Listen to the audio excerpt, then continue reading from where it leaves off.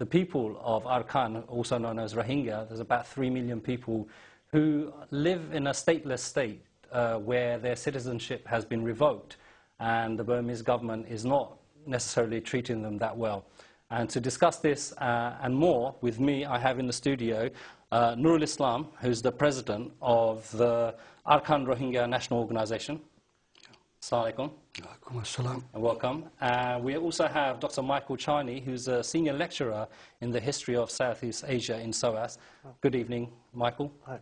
And also on the phone, joining us from Rome, the director of Human Rights Watch in London, Tom Porteous. Good evening, Tom. Good evening. Okay, thank you for joining us. Peter Kessler is also the spokesperson for United Nations High Commissioner for Refugees. Will be joining us shortly.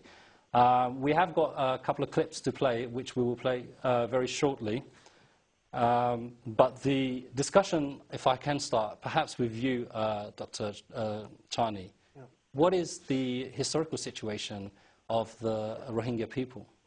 Well, the Rohingya, we should separate two different elements in Arakan. First of all, I should mention that Arakan is a place that stretches across what the modern nation states cut into. It encompasses the whole littoral, all the way from the Cape of Negrese up to roughly Chittagong. Historically, actually, there was an Arakanese kingdom, and the power of that kingdom actually stretched into southeastern Bengal, the 12 Barabuyas, who were feudatory connections to the Arakanese court. The population moved up and down, depending on opening up agricultural lands and so on. There was an Islamic presence in Arakan probably as early as the 9th century. But in terms of the Rohingya themselves, who are Islamic agricultural population settled along the Caledon River, their historical roots are demonstrable back to the early 17th century, but probably earlier. But the historical evidence is back to the 17th century. And the current, the Buddhist Rakhine, some of the Buddhist Rakhine nationalists, not all Buddhist Rakhine, but Buddhist Rakhine nationalists, and the Burmese state trying to associate the Rohingya as being a relatively new population. They're associated with Chittagong, who migrated in after the British established rule over Burma. Okay. And therefore aren't one of the national races that preceded the British. Okay. I mean, if I can bring Tom in here. Tom, I mean, one of the things the Burmese government did was revoke the citizenship of these people by introducing a draconian law which kind of almost stated that unless you are Burmese and Buddhist, you cannot be a citizen. Yes, well, I mean, the Rohingya are among the most neglected and persecuted people in the whole region, and certainly in Burma. The Rohingya are officially in Burma an illegal community, an alien community, and they're not listed as one of the some 130 recognized ethnic nationalities in Burma. Okay. And so they're not even entitled to national identity cards. And on the back of that, they're subject to the most appalling forms of abuse by the Burmese authorities, who are not known for their respect for human rights, even for those citizens who they do regard as legal citizens. So they really are in an extremely vulnerable position, and that's why you've got the situation you have today, where thousands of Rohingya are basically pushed out of Burma.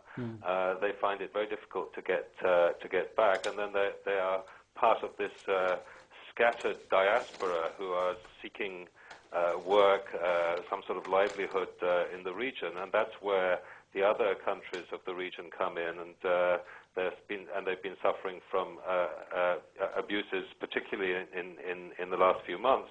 We've seen with the treatment of Rohingya migrants by the Thai authorities, and that's what has led to the Rohingya getting into the international media in recent months, and that's why we decided to release this report now. Yeah, and we're going to cover your report a little bit more. If I can ask Nurul Islam, you're the president of a tripartite group of Rohingya organizations. You've come together because you've got a common cause, which is your people, what's happening to them. Can you describe some of the things? Is there ethnic cleansing taking place? Well, what is happening? Yeah, actually, this is the problem. The Rohingya is a political, ethnic, and religious persecution. Okay. And the Burmese authorities, they want to rid Arkan of the Muslim population. And by application of black laws and by use of force. From time to time, they launch drive operation against our people, resulting in the exodus of our people across the country into Bangladesh. From there, wherever they find a way, they are going. And the human rights violation against our people are systematic, persistent, and widespread. It amounts to crimes against humanity. These are the crimes discussed by the United Nations. And among them, the worst is the rejection of denial of our citizenship. Although we have been in that country, although we are in Arakan for hundreds and thousands of years, we have 100,000 year establishment in the country, yet they are not tolerated. Simply because we are Muslim, this is the Shiite region, and we are ethnically different from them. Okay. These violations include, restrictions of our freedom of movement. Even we are not allowed to move from one village to another within the same locality without a pass. Wow. Similarly, we are not allowed